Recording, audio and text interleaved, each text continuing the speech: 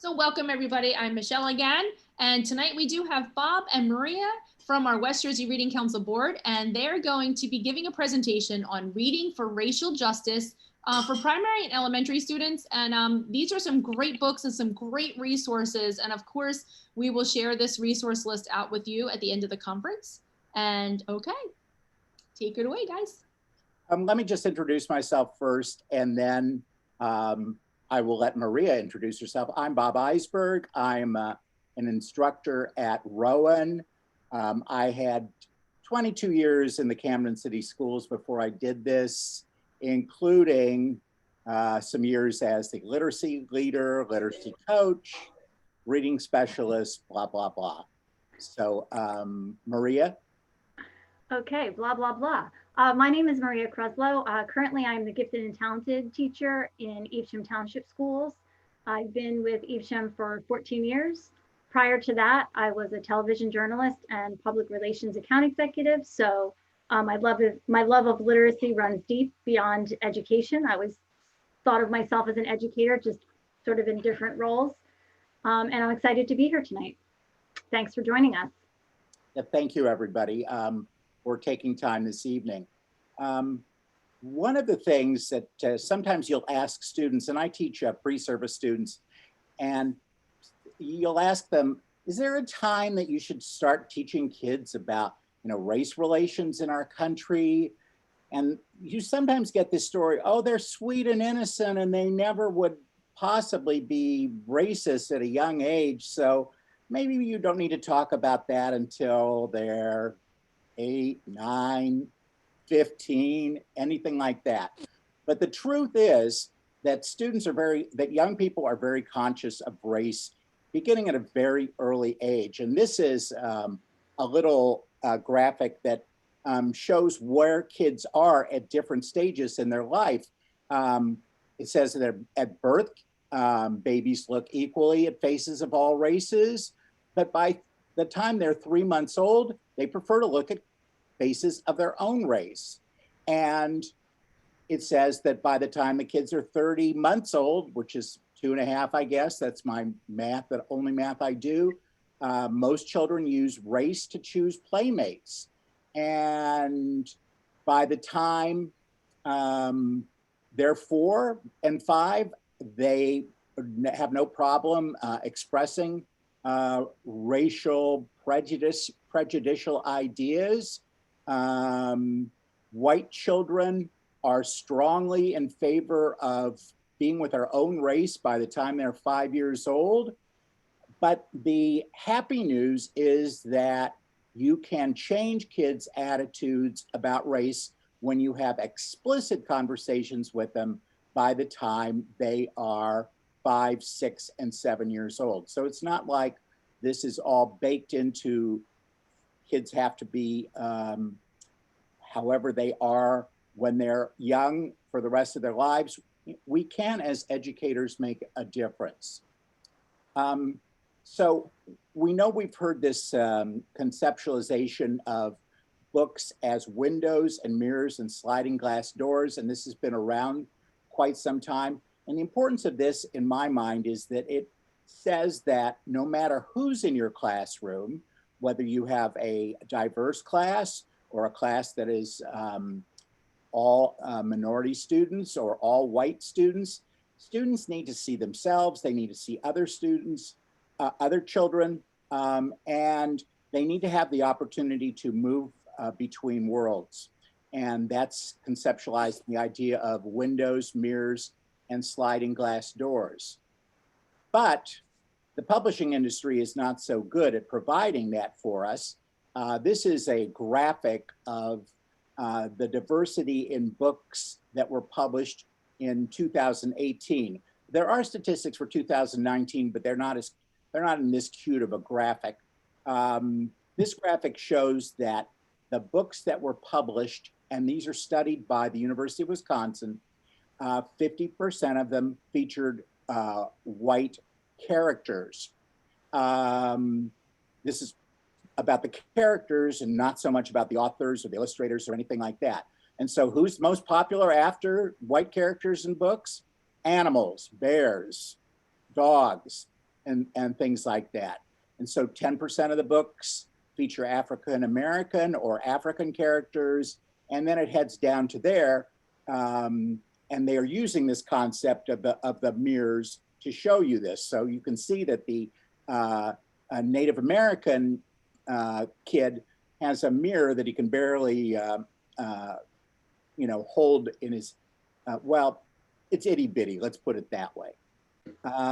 So the statistics from 2019, like I said, they have been published and they're not much better. Maria, go ahead, please. Sure. So Bob talked about explicit instruction to change student mindset, and that is the educator's responsibility. But before we can do that in the classroom, we need to do the work on our own and sort of understand the history and reflect on our own teaching practices. And there are some excellent books, and by no means is this an exhaustive list, but these are a couple of my personal favorites that I have explored over the last 2 years.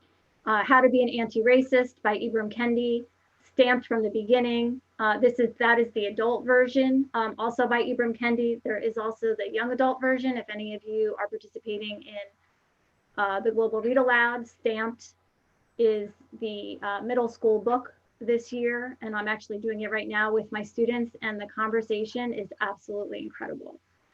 Not Light But Fire, How to Lead Meaningful Race Conversations in the Classroom, and my current favorite is So You Want to Talk About Race. And I have that book right here because there was something that I wanted to share that after I read it, I was like, you know what, that's kind of common sense. But until I saw it in writing, I never really thought about it the way I had after. So on page 21, she says, we like to filter new information through our own experiences to see if it computes, right? It's like, okay, activate your schema, right? So we all do that. If it matches up with what we have experienced, it's valid. If it doesn't match up, it's not. But race is not a universal experience. If you are white, there's a good chance you may have been poor at some point in your life. You may have been sick. You may have been discriminated against for being fat or being disabled or being short or being conventionally unattractive. You may have been many things, but you have not been a person of color. So when a person of color comes to you and says, this is different for me because I'm not white, when you run that situation through your own lived experience, it often won't compute. This is usually where the desire to dismiss claims of racial oppression come from. It just doesn't make sense to you, so it cannot be right. But if you're white and you're feeling this way, I ask you this, is your lived experience real? And that really hit home to think about, that concept of building empathy and walking in somebody else's shoes and not dismissing something just because it doesn't compute in your own mind as, whatever you are represented as, and sort of just keeping other mindsets top of mind as a person and then as an educator when you're talking with other students. I had the opportunity to listen to Sonia Cherry Paul this weekend, actually, and it ties right in with questions to ask ourselves as educators. And what Bob mentioned earlier about you're never too young to learn about race. And I think a lot of the concern that educators have about bringing these conversations into the classroom is any potential pushback that there might be from administrators or from parents. And something that Sonia Cherry Paul said really stuck out to me. She said, if my kid is young enough to experience racism, your kid is young enough to know about it. And I felt like that's such a powerful retort to anybody who comes at you and says, this is not a conversation for the classroom. Because if we can't understand where other people are coming from, then we're never going to be able to move forward in a collaborative way. So I wanted to share that. And then, as you can see, I love quotes. I'm a little bit of an addict, I think. And so the last one I'm going to share with you is from how to be an anti-racist, and it's actually on the book jacket. And Ibram Kendi says, the only way to undo racism is to consistently identify and describe it, and then dismantle it. And those conversations become very organic when you throw that at the students in the classroom. And how can you do that and make sure that your materials are what they should be? And these are some questions that we need to ask ourselves, really about our curriculum and about the materials that we have in our classroom that we offer to students. And it goes back to Bob's slide about the mirrors, windows, and sliding glass doors. You know, whose voices not only do my books, but do my units of study, do my lessons, and my library center. And let me just add in here, if we decide that we're uncomfortable talking about race ourselves, and we're not going to be comfortable until we've read the Kendi book, Bettina Love's book, 5 other books, we're never going to get around to teaching this. We're going to always have an excuse. So I would say, go full speed ahead in this in your own sort of judicious way. And if somehow you say something that is taken the wrong way, we all still have the ability to apologize or to clarify and to move on. But I don't think we can be afraid of this work as teachers. And if we don't take it up, we'll never take it up. Agreed. You know, some other questions, I mean, you can read them. I don't have to read them all, but, you know, even so much as talking to the students, what do my students want to read? What do they need to read? You know, and I know checking out books from the library has become a very large endeavor under pandemic rules. And I know there's a lot of schools that aren't even providing access to the library. So our classroom library becomes even more important, and sort of finding a way to make sure that those kids get the books that they need. Whose agenda am I pushing in the work that I'm doing? I think that's a powerful one. And one that often you can't have alone. Maybe it's in a staff meeting or with a group of colleagues that you're comfortable talking about this with.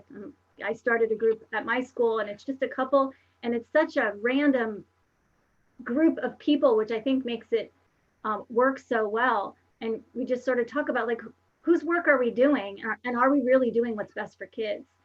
And going global, how does the institution's mandated curriculum reinforce harmful ideologies that have led to violence in the society? And thinking about what things we could bring into the classroom that help tell the other side of the story.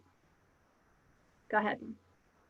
And then if you're not familiar, this is definitely a book you want to have in your classroom. If you're, I would say upper elementary, but it's also good to do with adults. This book is Anti-Racist, and it's nonfiction, and it literally is essentially lessons that you can consider yourself, talk about with colleagues, talk about with family members, talk about with students. And Tiffany Jewell, the author, says, not speaking the truth reinforces racism. It allows us to believe it's our normal. And I go back to Sonia Jerry Paul, and one of the things that she closed with in the professional development that I participated in with her, she says, if you think racism is too political for the classroom, think about what your silence says. And really, it's scary, but it's our responsibility. And you know, Ibram Kendi has these definitions for what is a racist and what is an anti-racist. And simply the difference is an anti-racist is always pushing to make change. And so we can ask ourselves, are we pushing to make change? And if we're not, why and how can we? You know, what are those small steps that each of us might be willing to take to push that conversation forward in our school district, in our classrooms? So I don't know, I think you will receive this presentation. I don't know if we have time for it, Bob, because I know you have a ton of books. So maybe we've not. No, let's give it a try. Just okay. I think we're moving at good speed. Okay. Hello. So let's pause it for 1 second, if you could. Perfect. All right. So if you happen to watch this during the early pandemic stages when we were all stuck at home, this was Kwame Alexander put together basically a kid lit rally for Black Lives Matter. And we will provide the link to the entire presentation, but there at the end of the segment, he does a spoken word poem that I think is just so powerful and speaks to the why we need to make ourselves uncomfortable and start these conversations in the classroom. So just wanted to preface that. Go ahead, Bob. America's bullet points. We can't see our home. We can't breathe the air. We can't break the chains. We can't run away. We can't speak our name. We can't keep our tongue. We can't learn to read. We can't sing a song. We can't be in love. We can't be a group. We can't shield our girls. We can't save our sons. We can't hold our own. We can't bend a knee. We can't take a stand. We can't save ourselves. We can't hold a gun. We can't stop that ship. We can't wear the skin. We can't hang ourselves. We can't run. We can't stay. We can't fight. We can't last. We can't vote. We can't voice. We can't whistle. We can't breathe.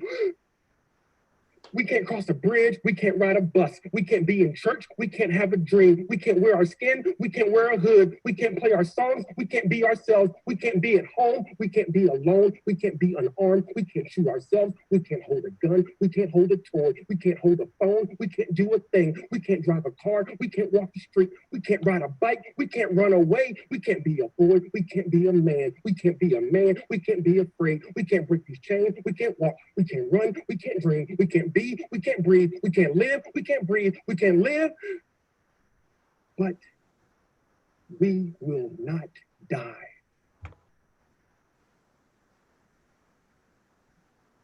We want to thank you all for joining us. You can pause it there.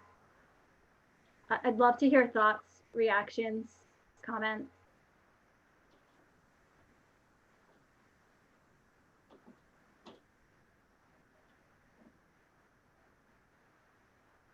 Just taking it in.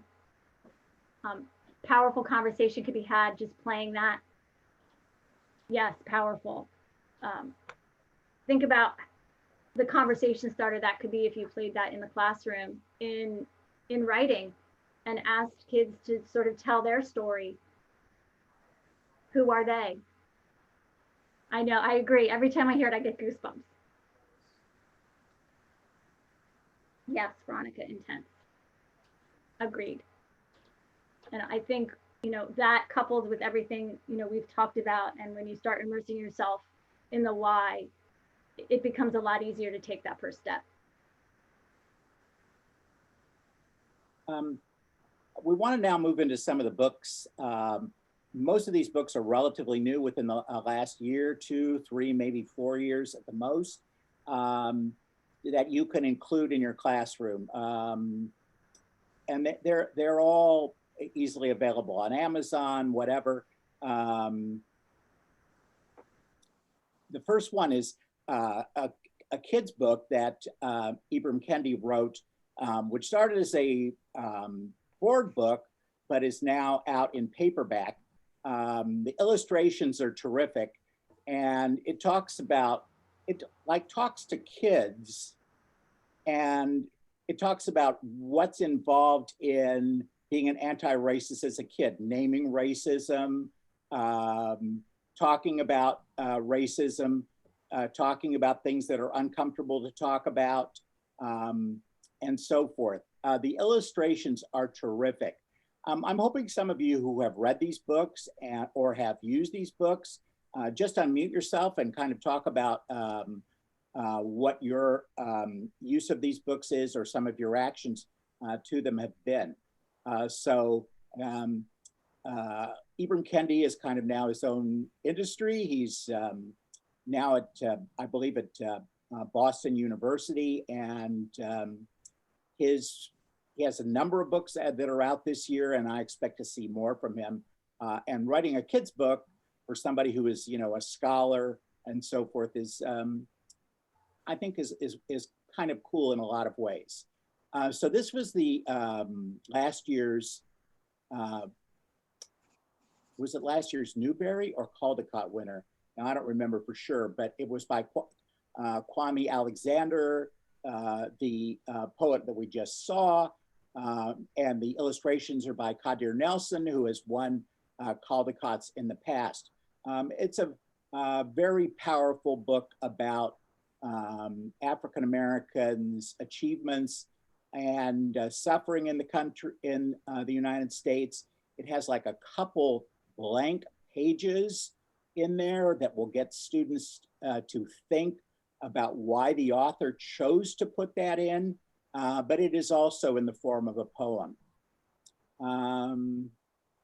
This is a book, I think this book is actually a little bit older. In fact, this I think is a re-release of a book that came out maybe 20 or 25 years ago. And this book is a bilingual book, which bilingual books I think are very cool. Anybody in your class who speaks either English or Spanish is able to access these books. And so this talks about the story of how we got our skin color, and it has all those interesting scientific facts about why our skin is different. Here's one that I really like called Jabari Jumps. Jabari is a young child who thinks he's learned how to swim and dive, but he has his own doubts about his achievement, and he needs a pep talk from his dad to be sure that he carries on what he hopes to do. And it's about this universal experience we have about being nervous about, you know, taking control of our own lives. It's a really terrific book. And the author, Gaia Cornwall, has a new book out, which I haven't seen, but I know it came out this summer, called Jabari Tries, in which he is trying to make a flying machine of some kind, I believe, in his backyard. And of course, he has to seek help from others. What I like about this book, besides the fact that, you know, these themes are so universal in nature, is that it promotes the growth mindset. And I don't think we can promote that enough. I Am Every Good Thing. This is a new book from the author of the book, An Ode to the Fresh Cut. Have you seen that book? It's about a kid who gets a haircut and he feels all very much better. Now, this is the team that wrote that. The illustrations are terrific. I enjoyed it. I am every good thing. It's to put a positive light about this young man's life and what he, where he is in his life and so forth. I'm not in love with this book though, because to me, a book should have some sort of, I don't know, maybe this is the English major in me. A book should have some degree of conflict in it. And this is more like a little love story. But the pictures are terrific, and the positive thing it says about this young man is quite inspirational. Here's another new book that's in some ways along the same lines, All Because You Matter by Tammy Charles, and the illustrations are by Brian Collier, who is I believe another Caldecott winner. And this book to me is a little bit, it may be discussed maybe in the same vein as the previous book I was mentioning, but this book talks about the need to tell this boy who has a place in the cosmos that has been, you know, thought of long before he was born, and he has a place and he can make great achievements, but he needs to be aware that his life may involve encountering confrontations, and that he will see these kind of confrontations on television and elsewhere in society. And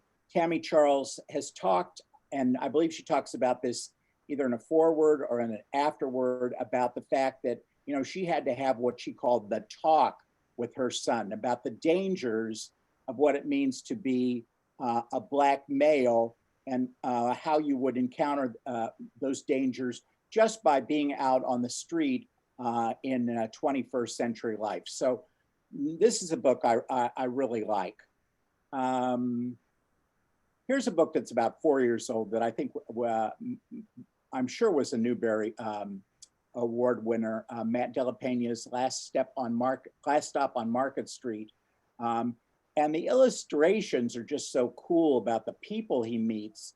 Is there anybody who's not familiar with this book? Anyway, here's a kid who's not really happy about the fact that he has to do, community service with, I believe it's his grandmother, but he goes downtown to where there is a soup kitchen, and he learns a lot about life. Plus he learns, the lesson that no matter who you are and where you're from, you have the opportunity to make a good impression on others and to help others who are in positions less fortunate than you are. This is a newer book called My Footprints, and the author is Bao Thi, who I believe is Vietnamese. He had a book out that was a Caldecott Honor book called A Different Pond, about a Vietnamese family who moved to the United States, and they go fishing, but it's in a different place and kind of a different social setting than when he went fishing in Vietnam. And My Footprints is about a girl, a Vietnamese American girl who goes to school, and she encounters a certain amount of prejudice and so forth. She comes home, she has two moms, and she talks about, wanting to have a monster that can defeat all the racism and so forth, the bad comments she encounters in one situation or another. And her moms talk about the different monsters that are out there in Vietnamese life, and gives her like a little lesson in what these are all about. So you really get a feeling about the culture here and how a person's culture can provide them support. That I think is a pretty important message. My Poppy Has a Motorcycle, and this was a Caldecott Honor book from this last year. This is another book that is written in both English and Spanish. And this young girl goes along on a ride with her father, who is very soft spoken. He's like walk softly and carry a big stick kind of guy. He doesn't say much. And she sees all the places in her community that were sort of landmarks, but may not be landmarks anymore, and realizes how important all these places were to her family, and particularly to her father. And it's makes her very happy. And it's a terrific book. This book, and you know what, I practiced saying her name, but I don't remember it. So we're just gonna say her last name is Mora. The book is called Saturday. Now I can't remember the name of her previous book, which was the Caldecott Honor winner. But in Saturday, the mom only has Saturday to do things with her kid. And so the girl is so excited, the fact that it's Saturday and so forth, but everything she does with her mom turns out turns out wrong. She doesn't get tickets to one thing, and she arrives at the wrong time for something else, and something is closed, and something is like that. And at the end of the story, she says, you know what, this is the happiest, was like one of the best days of her entire life, because of that relationship with your mother and your family is so much more important than just any kind of momentary misstep that ends up unhappy. And I think kids can really relate to this idea. I have a couple more here. The Day You Begin, this may have been a Caldecott winner a couple years ago. a girl who arrives in the country and has no relationships and begins to get some. It's, you know, Jacqueline Woodson, I think, has produced a tremendous number of children's books that are very popular for good reason. And this fits into her work in a very strong way. Alma and How She Got Her Name. I just love this book. You know, it reminds me in some ways of the book Chrysanthemum by Kevin Henkes, where the girl is unhappy that she has this name until she learns that her art teacher has just as wild a name. And so Alma has, like, I don't remember the exact number, but she has 7 or 8 names. And, you know, she's a little unhappy about this until her father explains to her where all these names come from, who they're in honor of, what they mean in their lives. And it is just a terrific book. And she comes out of it with a different attitude, as you might expect.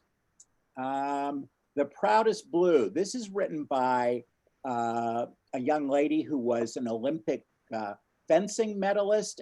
And she talks about the day she first wears her hijab at school. And it's mostly written, actually, it's written from the point of view of her sister, who notices the kind of talk and unpleasantries that are said about her sister when she does this. But the girl, Ibihaj, you know, is proud and happy through the entire story because she knows the importance of it. And, you know, there is that lesson there that, that, you know, we're going to encounter prejudices in our life, but we have a strength based on our faith and on how our family has given us strength over our lives that will get us through incidents like the ones that are depicted here. No, my first book of protest, and I think this book also came out as a board book, and it talks about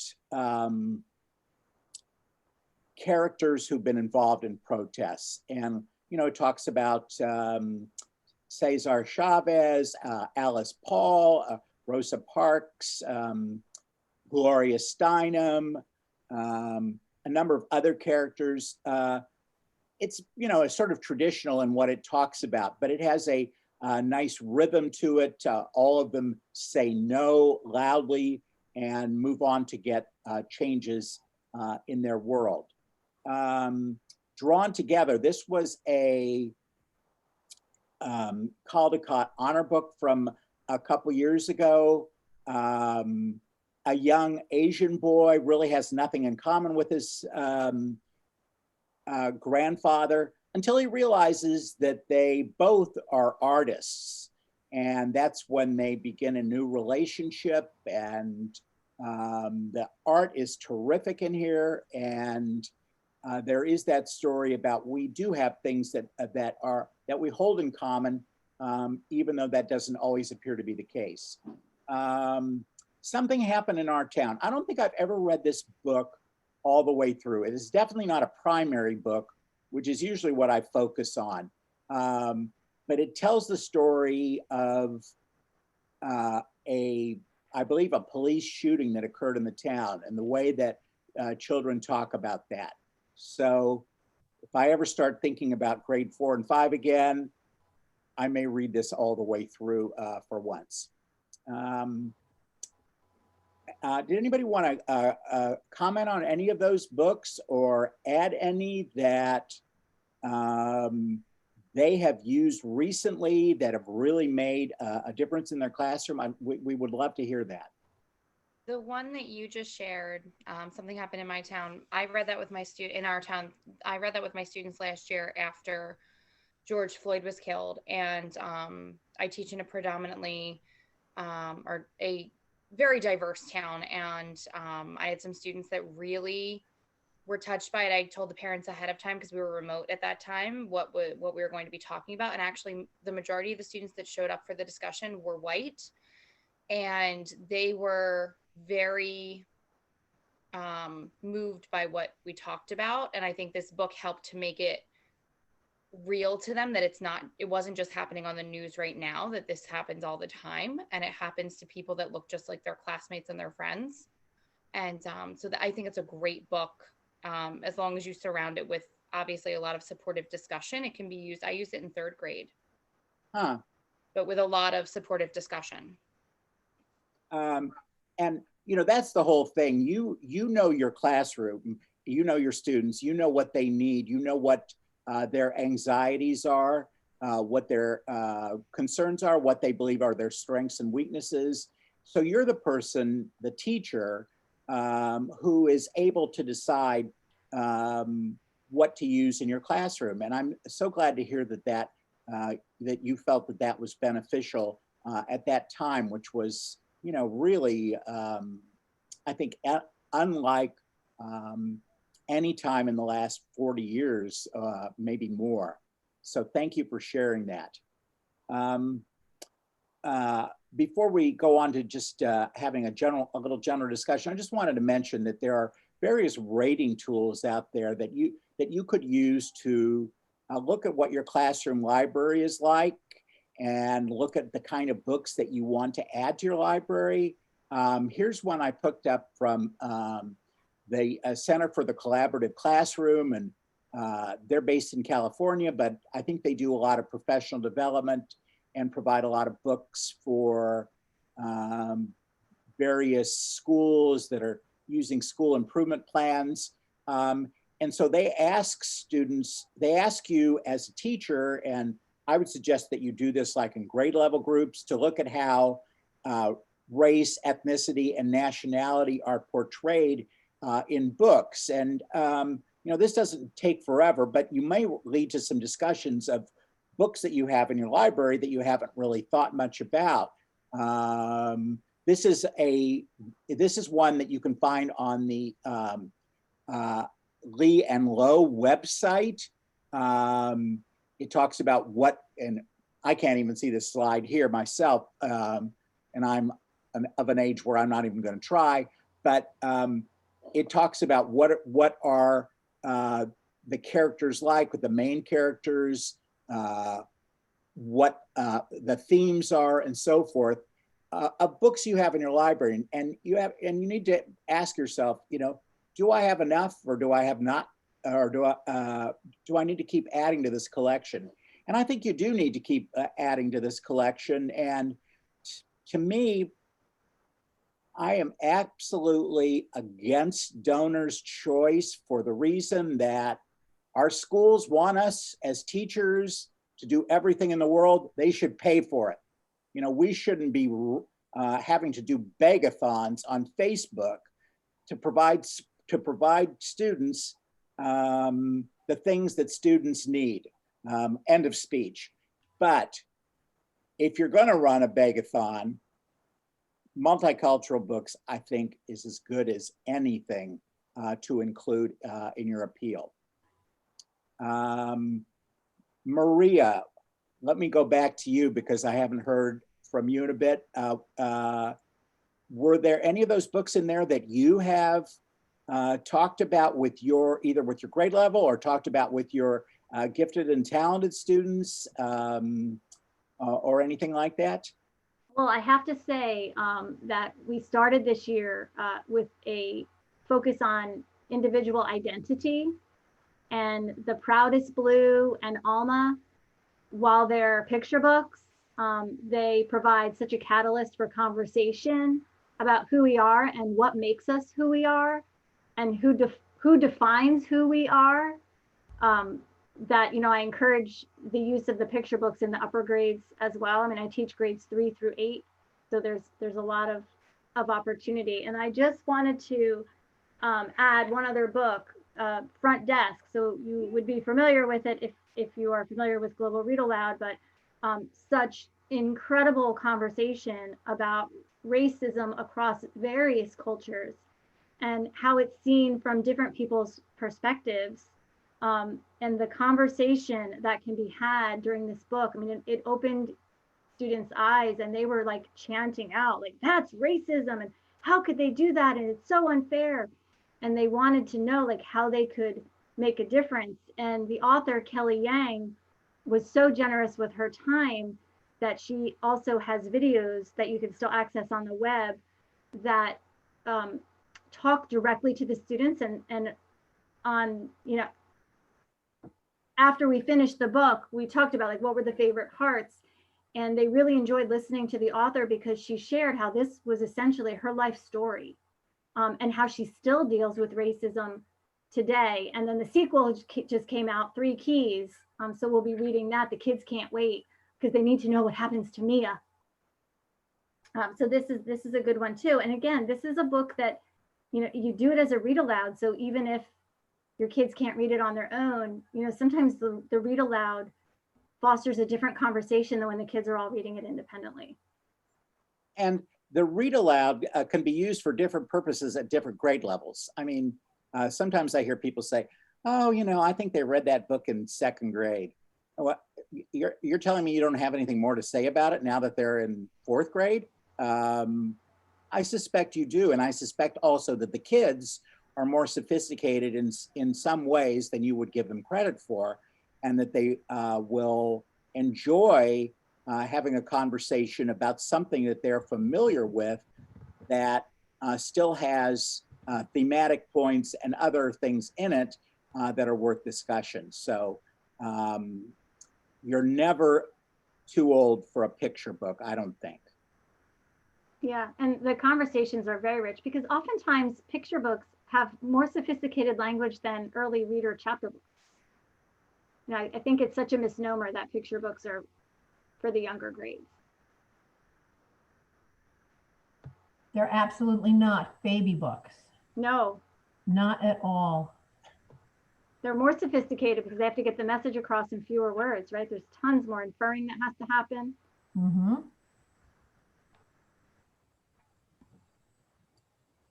Would anybody else like to share either some of their experiences or some of their favorite books, or maybe even some things that they've done that did or did not work out in their classroom in using this type of literature?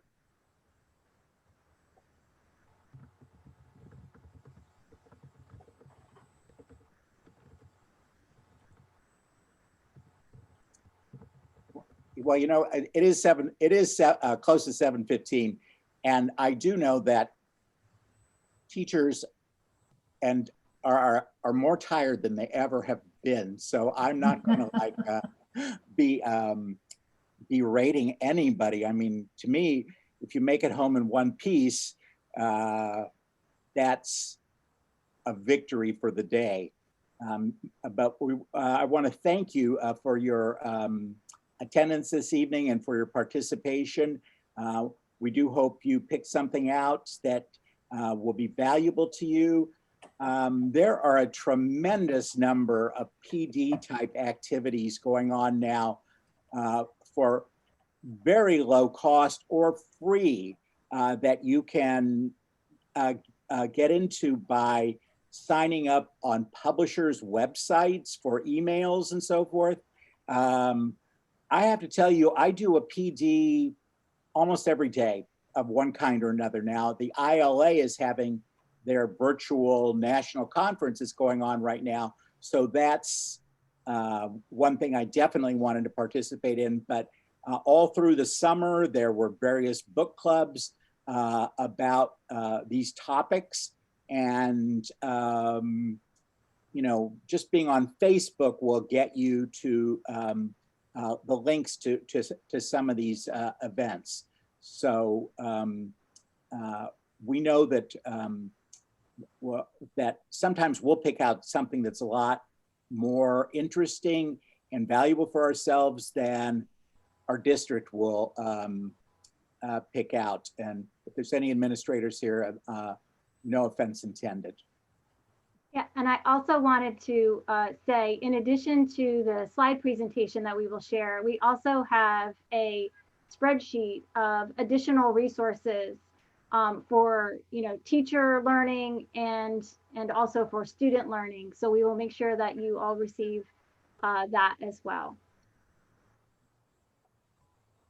Okay. Thank you so much for coming. We wish you a happy rest of the evening. Get some rest, have a glass of wine, and put your feet up as you do your plans. Mhm. Yes, definitely. Wine is a plus. Wine Wednesday, right? Wine Wednesday. It's wine every day. Did we want to turn this over to our beloved president, Michelle Cohen, just for a final word? Yes. Okay, thank you everybody for coming to our third night of conferences. I think this format has been very well received, having it online. What I was trying to do, actually, I have that list of resources. I was trying to grab that, and I was going to put it into the links right here. Let me see how fast I can do that if you want to. I think I still have it. I do. I still have the same link. It's the anti-racism teaching resources. Yes. Okay. If you want, I can share that now with everybody, so at least they get a copy of what the books are. Okay. I'll put that in the chat right now. And then of course, we'll have this in the folder for later on. This is a view only copy, I believe.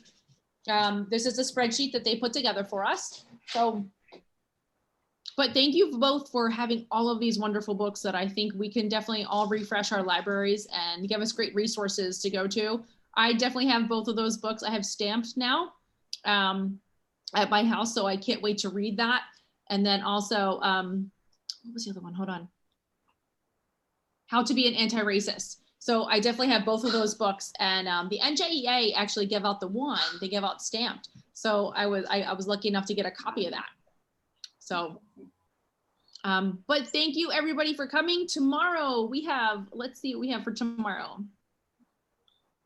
Tomorrow at 5 o'clock, we have Heather Lieberman. She is going to have read alouds that resonate. So we'll have more read alouds that we can do with our students. And then at 6:30, Kathleen Spence and Denise Weintraut will give a presentation on FaceTime, how to increase student engagement online. And that's a great presentation. We did do that one in the summer too. So if you did join in the summer, then it's kind of like a little mini reunion to see how these things are working out for you. So thank you all for coming. And I guess that's it for me.